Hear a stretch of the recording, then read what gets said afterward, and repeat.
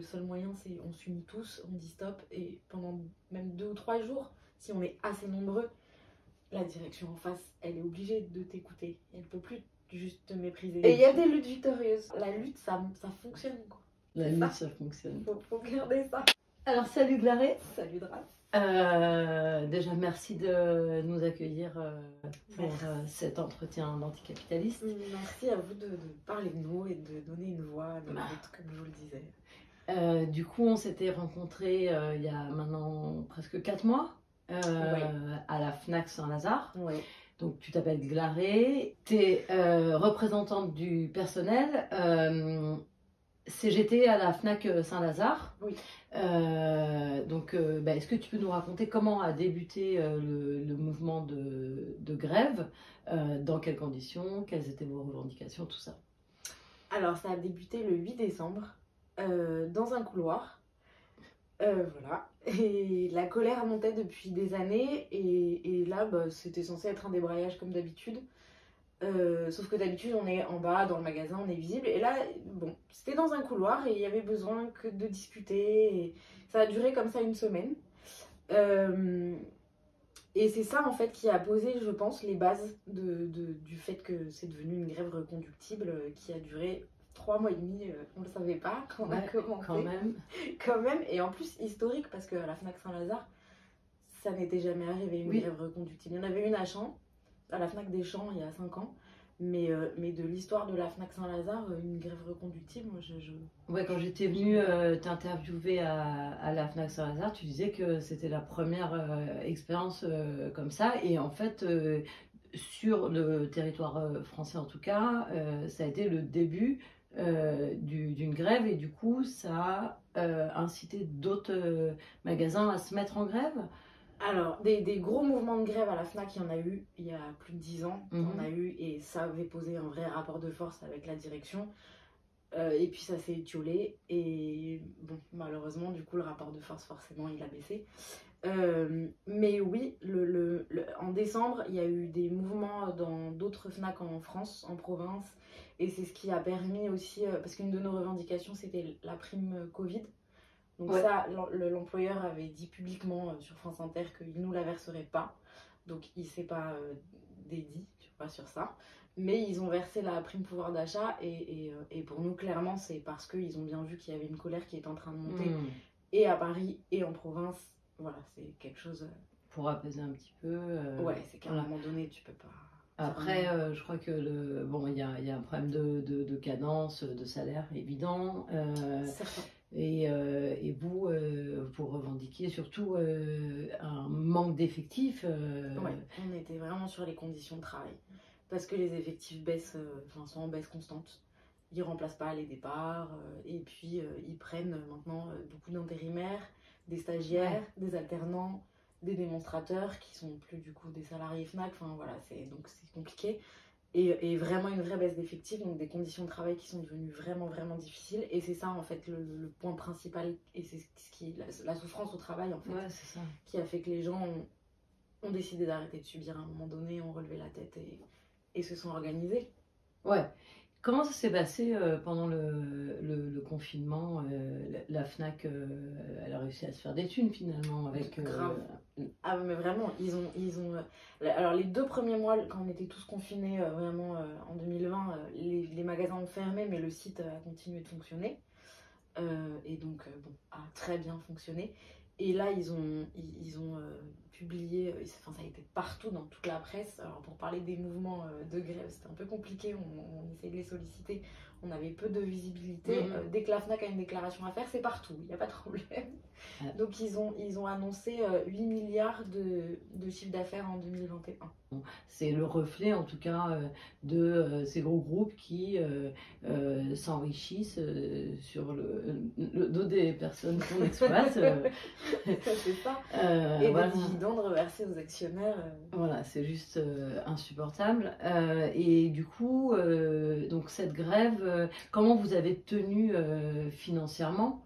Il y a eu une caisse de grève qui a été mise en Ouais. place. On a mis en place très rapidement une caisse de grève et sur notre piquet de grève, parce qu'on faisait un piquet de grève du coup au rez-de-chaussée du magasin. On sollicitait les clients, on tractait, on discutait avec eux. C'était hyper intéressant d'ailleurs, il y a eu des échanges très intéressants. Et caisse de grève, et les gens étaient hyper généreux. Vraiment, je pense que la Fnac, en fait, ça représente quelque chose, tu vois, pour les gens. D'accord. Et on a des clients qui nous ont donné des billets de 50 €. On était hallucinés, quoi. C'est assez fou, la solidarité. Bon, et après, évidemment, les militants, la CGT, les dons de la CGT, c'était fou. Enfin, D'accord. vraiment, le syndicat, enfin, comme Un vrai soutien. un vrai soutien, que ce soit de la conf au syndicat, tu vois, des cheminots, de Manpower, enfin bref, je peux même pas les citer tellement il y en avait, des autres FNAC, d'autres orgas syndicales aussi. Enfin bon, voilà, la solidarité, ça a été assez impressionnant. Et des collègues qui soutenaient le mouvement et qui du coup... Non grévistes. Non grévistes, ouais. D'accord. Qui soutenaient le mouvement et qui nous remerciaient parce que... Ouais. Parce que c'est pareil, on sait qu'on luttait aussi... Bah, après, pour eux finalement, puisque ce que vous avez finalement obtenu des choses, on va y oui. venir. Oui. Du coup, donc il y a eu un protocole qui a été signé, c'est ça? Ouais, Moi déjà, félicitations parce que 3 mois et demi grève, ouais. c'est vraiment pas rien. Et puis ça prouve encore une fois qu'il n'y a que par la lutte. Les grèves, la rue, qu'on arrive à faire changer les choses. Ouais. Du coup, quelle a été la proposition de protocole de la direction? On a eu 4 embauches, donc 4 intérimaires qui ont été CDIsés. Et ça, bon, on est vraiment super contents, eux aussi. Et en fait, sur la fin, on a appris qu'il y avait le magasin d'Italie 2 qui fermait. Il y a des conflits avec le bailleur, il veut plus de la Fnac dans son centre commercial.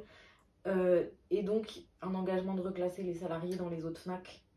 Donc voilà, on sait qu'on va avoir des salariés qui vont arriver, des collègues qui vont arriver. Donc ça avait plus de sens à un moment donné, alors qu'il y a un magasin qui ferme en plus de continuer. Ouais, bon, c'est un peu... Voilà.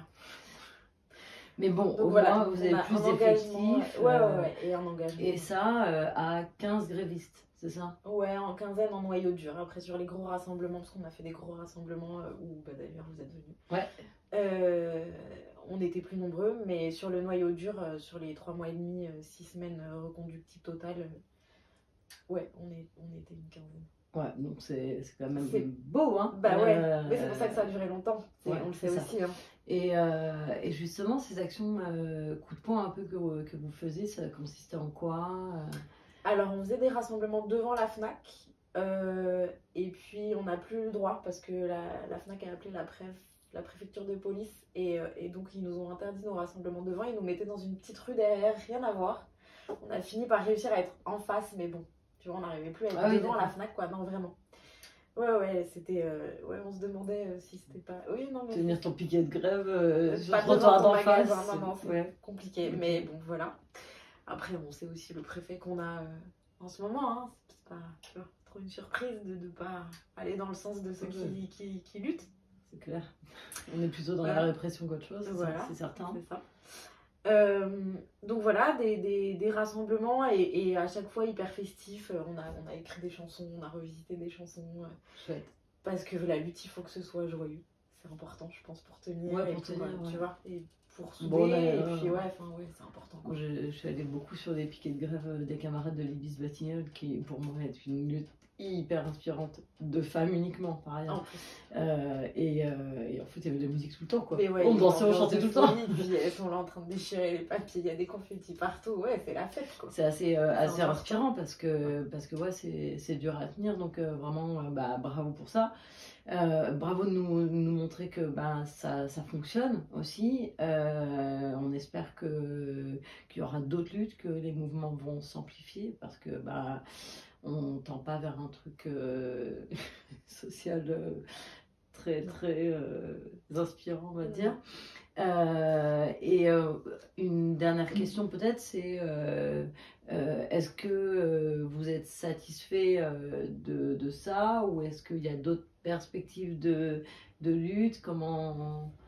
On est satisfait de ce qu'on a pu obtenir au nombre où on était. Maintenant, on espère vraiment réussir à ce qu'il y ait plus de monde qui s'empare de ça et et de ce mode de revendication parce qu'on sait qu'il fonctionne. Parce que si Ouais. on attend toujours que ce soit les représentants du personnel en réunion, ben on peut toujours attendre parce qu'en fait on a quand même peu de moyens et peu de possibilités. Tu vois, le rapport de force il est pas en notre faveur, les lois travail et compagnie, voilà. Ah bah oui, ça c'est catastrophique Voilà. sur le code du C'est une travail. vraie Surtout. catastrophe, Ouais. ouais, vraiment.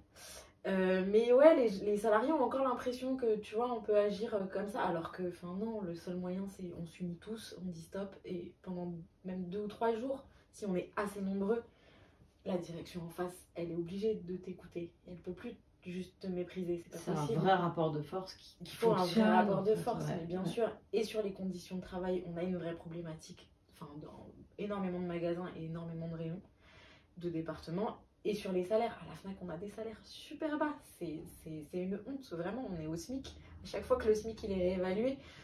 Justement, Tu vois, j'allais parler de ça parce que là, je crois qu'il y a une augmentation du SMIC du coup, et du coup, la grille salariale est en train de passer en dessous du SMIC. Oui, bah, du coup, ils nous ont remis une réunion NAO parce qu'ils étaient trop en dessous et là, ils se sont rendus compte, on va avoir un problème. Il va falloir qu'on réaugmente un peu.